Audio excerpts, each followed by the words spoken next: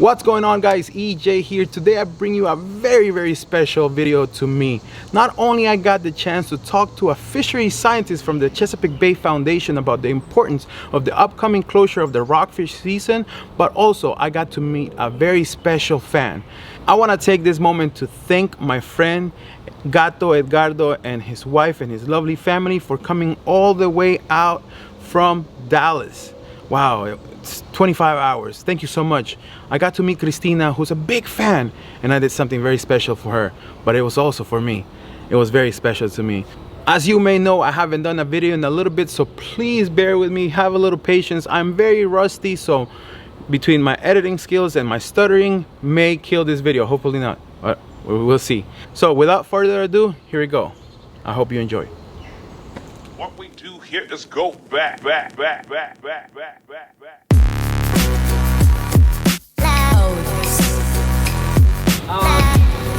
with Chesapeake Bay Foundation. We're going to shoot a short video in the background about the upcoming rockfish closure. Can we talk about that? Yeah, that's fine.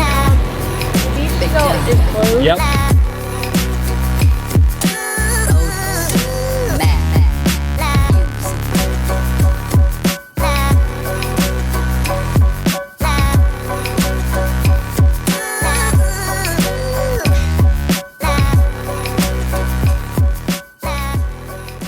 What's going on, guys? EJ here. Today I'm here with Allison. We're going to be talking a little bit about the upcoming closure for the rockfish season. Allison? Hi everybody, my name's Allison Colden. I am a fishery scientist with the Chesapeake Bay Foundation. Thanks so much, EJ, for having me on your channel today. And yeah, so if you guys don't know, we've got a rockfish closure coming up July 16th through the 31st. So that's just 2 days from now. And during that closure, you cannot keep any rockfish that you catch, and you cannot target any rockfish. So that means that you cannot be actively fishing trying to catch rockfish during that 2-week period. Okay.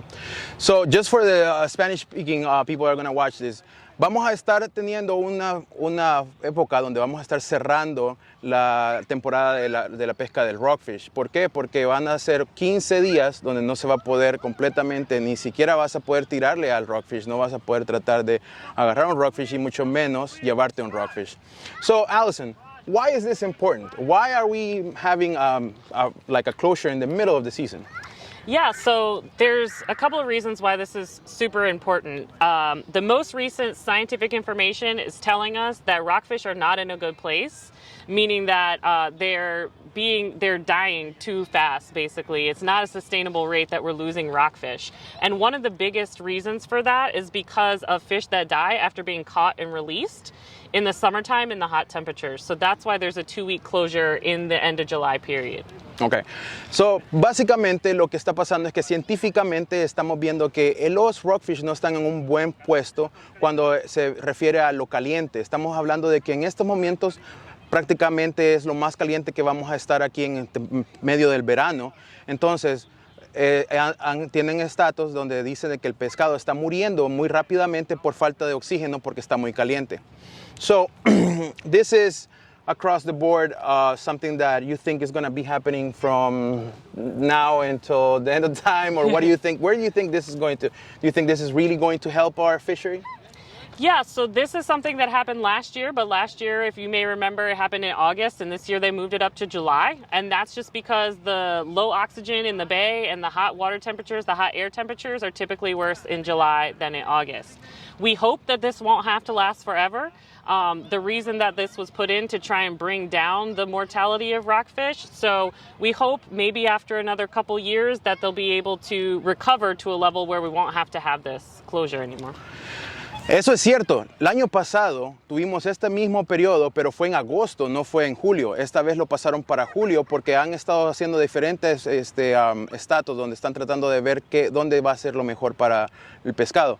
Es algo que ellos quieren que no pase para siempre, pero obviamente tiene que pasar para que tratemos de buscar una forma de ayudarle al pescado. I have a couple questions that I know that are maybe not very close to this, but it's always with the whole conservation. So, catch and release. Yeah. What's a good practice for catch and release? What do you think? Because obviously, they're dying. Catch and release are dying. We're not keeping the fish, but we're still dying. Yeah. What would you think is best practice for that? So one of the main things you can do, the hot water is a big issue, right? So if you know that it's going to be super hot outside, and one way that you can figure that out is whether or not DNR on their social media every day posts yellow, red, or green. Green is good to go. Yellow is maybe think about targeting something else or staying home, and red is definitely do not be targeting or going for rockfish at this time. So, en el website de DNR, en el Recursos Naturales, ustedes pueden encontrar diariamente una clase de figura, de imagen, que les dice si está muy caliente para poder ir y buscar los stripers. Si está rojo no pueden ir a buscarlo, si está amarillo deberían quizás cambiarle, quizás ir por un catfish, por algo más, o si está verde pueden ir a pescar un rockfish. Yeah. And the other thing to do is if you are already fishing, if you're out fishing, use the right tackle. So for stripers, you're actually required now to use non-offset circle hooks. And those help to reduce the mortality, help to reduce the gut hooking. So reduces the probability that that fish is going to die after you release it. Always try and keep the fish in the water if you can. I know everybody wants their photo for Instagram, but the best thing for the fish is to keep it in the water, keep those gills wet, try to catch or touch it as little as possible. Entonces, lo mismo de siempre, lo que siempre le hemos dicho aquí, es agarrarlo rápidamente, tomarse la foto y tirarlo, pero muchas veces tratar de mantenerlo en el agua por lo más que tiempo que puedan, no estarlo tocando tanto porque eso también lo puede matar. Y lo muy importante, como ustedes han visto ya en este canal, los circle hooks, los anzuelos de círculo, esos ahora son una ley para poder buscar un striper, porque eso es lo que siempre va a bajar la probabilidad de mortalidad en el pescado, porque no se va a tragar el anzuelo. As far as other species, I want to catch a fish today. It's hot, but I want to go out there. It's my only day off. What would you say there's others? What would you say it would be like a nice species to target as far as like here? Yeah. There are tons of other fish species that you can target, but one that we really want people to focus on targeting is the invasive species in the Chesapeake Bay, because they're a good fight, they're good to eat, and it helps the bay when you take those species out of the water. So we're talking about blue catfish and we're talking about northern snakeheads. Tenemos variedad aquí. Tenemos bastantes pescados que podemos venir y podemos tratar de ir a agarrar. Por ejemplo, el bagre azul. El bagre azul es una especie invasiva aquí y ellos están tratando de mantener que nosotros tengamos ese enfoque de tratar de agarrar todos esos pescados que son invasivos todo el tiempo si es posible. Es snakehead, cabeza de serpiente, un pescado que es buenísimo para pescar porque tiene una buena pelea y sabe muy rico. Yo no soy de los que se come un catfish, pero dicen que son buenos en chicharrón, así que vamos a estar preguntando de eso. Any other species that you may think about? Some of the other panfish species, your perch species, are also great. They're plentiful. They're around, fun for kids to catch, easy to catch, right, if you know what you're doing. And so we really encourage people, if you're on the rockfish and they're too small or you're not going to take them home, pick up and move somewhere else, try a different thing, because continuing to cast and catch and release those rockfish is really where the problem is. So you can still go out and fish, you can still have a good time on the water with your family, but let's try targeting other species, or if you're going to catch rockfish to take home to eat, catch your limit and then move on. Todos siempre vamos a caer en lo mismo, regulaciones, respetar las regulaciones. Si saben de que no están supuestos a estar tirándole a los rockfish y están agarrando rockfish, pues quizás sea lo mejor agarrar sus cositas y moverse para otro lado, porque tal vez un policía del DNR no les va a decir nada en el momento, pero si obviamente se están quedando ahí, están sacando rockfish y rockfish y rockfish, obviamente ahora ya es algo de que su conducta, ¿no? Ustedes están haciendo algo que está llamando el rockfish. Yo sé de que no pueden tener poder de qué es lo que les va a picar en el anzuelo, pero si se quedan ahí y el policía está viendo que están sacando rockfish y rockfish, obviamente entonces ya se considera un problema, ¿verdad? Eso es lo que estamos hablando. And that's actually what I was going to ask next. Like, how am I guilty for catching this fish? You know, I'm throwing for a catfish. Right. But like you said, behavior is very important. Like if it keeps continuing and I'm catching rockfish after rockfish, then yeah, moving will definitely, even changing the tackle. Yeah. Cuando ustedes saben también si están usando algo que está muy grande, que ustedes están tratando de agarrar un pescado grande y que es un catfish, está bien, pero si están sacando una percha, no van a tirar un circle hook de 8. Right. So eso es lo que hay que tener en mente. my friend Felipe. He actually sent me a question and I wanted to ask this, but I guess I'm gonna have to kind of answer it too. What baits should and should I not use when not targeting stripers? And I think that's kind of like logic, right? Like if you're going for a striper, you know what you're gonna use. You're gonna use a circle hook, you're gonna use like a nice chunk of an alewife or bunker, but it goes down to the whole behavior thing. You know, if you are, whatever you're using, you're always gonna be bound to catch anything that's in the water because you never know. So if you are catching rockfish after rockfish, you're just gonna have to move it over, pack your things and go to different place that you may think that is gonna produce something like white perch or blue catfish or the snakeheads. I mean, you have to go try for snakeheads. Snakeheads are awesome. As far as like fighting them, there's nothing better than top water snakeheads, but thank you so much for everything that you shared with me.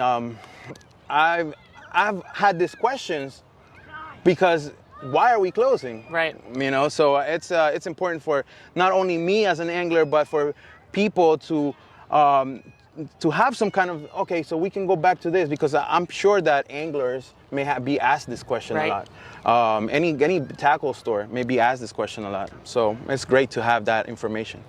Great. Thank you for having me today. Thank you. I wanted to let you know about something the Chesapeake Bay Foundation, Coastal Conservation Association, Maryland has coming up. It's called the Rod and Reef Slam Fishing Tournament. It's happening October 9th through the 17th. And this one's a little bit different. So all of you out there who like to participate in fishing tournaments, going for that big fish, going for that big rockfish, this one will give you good practice of how to target other species, because our grand prize in this tournament goes to the person who catches the highest number of species. So the highest number of different types of fish. So you'll learn really good how to change your tackle, how to move to different places, how to find different nooks and crannies to target different species. That's awesome. That'll win our grand prize. So we've got a powerboat division, we've got a kayak division, we've got a youth division. So get your kids out there, get your kids competing, and afterwards for our award ceremony, we're gonna have a party on the beach, live music. It's gonna be a great time. So if you guys are interested, keep an eye out. We'll share the link with you, EJ, and keep your eye on the CBF website, cbf.org, and we'll have more information on that. But coming up in October, the Rod and Reef Slam Fishing Tournament. Very nice. So I'm gonna definitely, as soon as I get that link, I'm gonna put it in the description below so you guys can go check it out.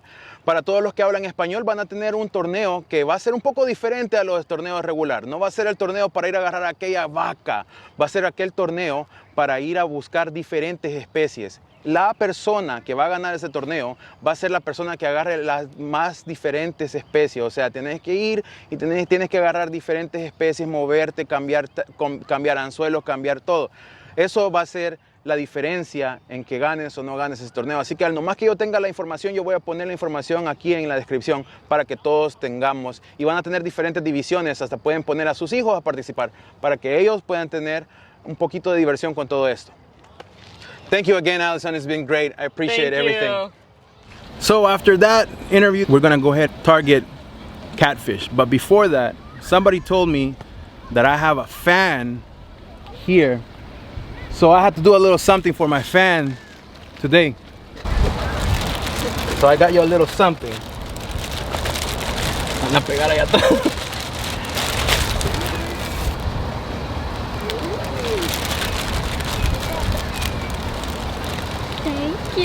And a hat. And I was told that you wanted a Sharpie. Oh. So I'm gonna go ahead and do my first autograph ever. Hold on.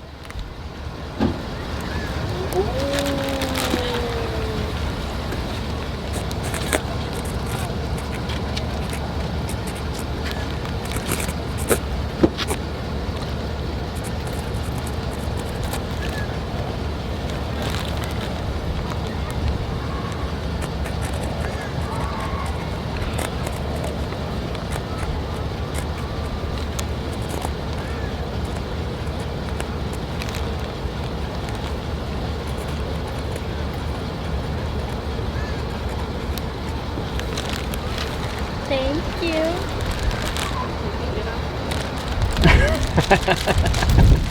I'll say how much you wanted it to be in one of his videos. And now you are. Here's the bag so you can keep it in the bag. How do you say? Thank you. You're welcome. Thank you. Bueno, señores, entonces a pescar se ha dicho. Vámonos. It's hot. It's really hot. But anyways, we're gonna go ahead and we're gonna try to get on some blue cats. Trying to see what happens. The season's still not closed for the 15 days that we're talking about. Still open, but I mean Tomorrow no, or today? the 16th. 16. So tomorrow is the last day. Yeah. But I mean, we'll see what happens. Sorry about the lightning. Sun is going this way. Maybe I should go like this. Yeah. No, the sun is in my face now. Maybe not. Let's go. So in strong currents like this one right here, you want to use a Sputnik.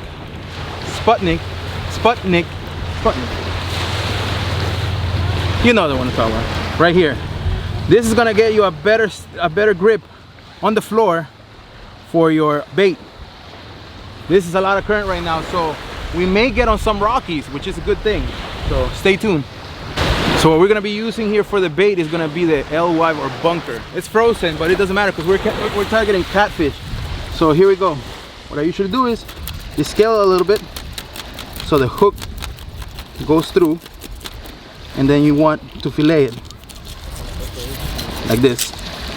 Now this is gonna be kind of hard right now, and then it's gonna be really soft because it's frozen. So what you want to do, or at least what I do, is I do strips instead of just nuggets, because that way I can go through the hook a couple times and it doesn't come off as easy. So let's go put it in the hook.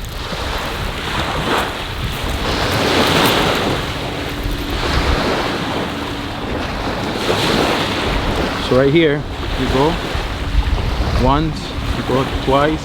You see how it's coming off? That's what happens with frozen alewife. That's why it's not the best to use, but because we're trying to get some catfish, this is gonna suffice. This is gonna get us a nice catfish. If they're there, they're gonna bite on that for sure. So cross your fingers.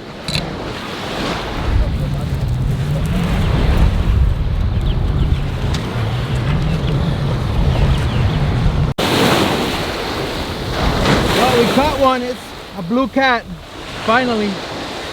Took a while.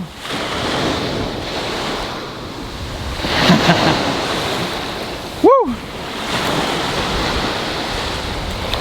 It took us a little while, dark, but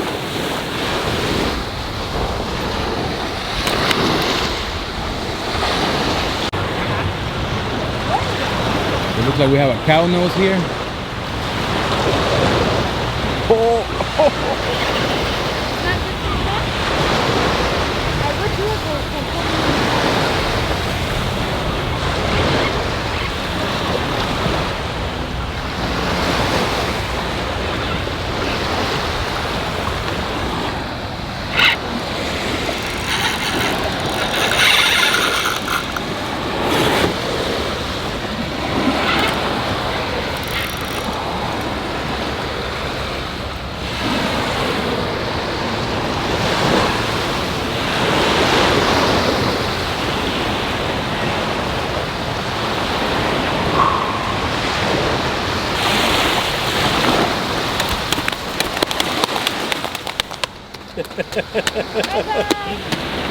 Yeah? Oh,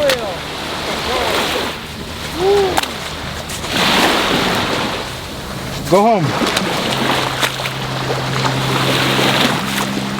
And that's basically it for the video. I hope you like what you saw. I hope you got a little bit of information that you may have been asking yourself, why is this, why is that? Because I for sure know that I did.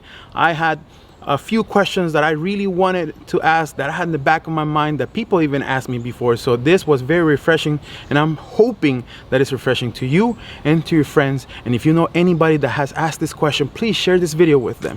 As you can see, we didn't really get into the big blue cats, but we did get one on the medium range, and we did get 2 cow nose rays.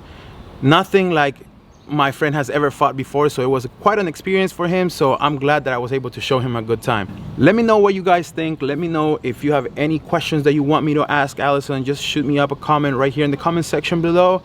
And that's pretty much it. Thank you so much again. Don't forget to like, sub, and share the video.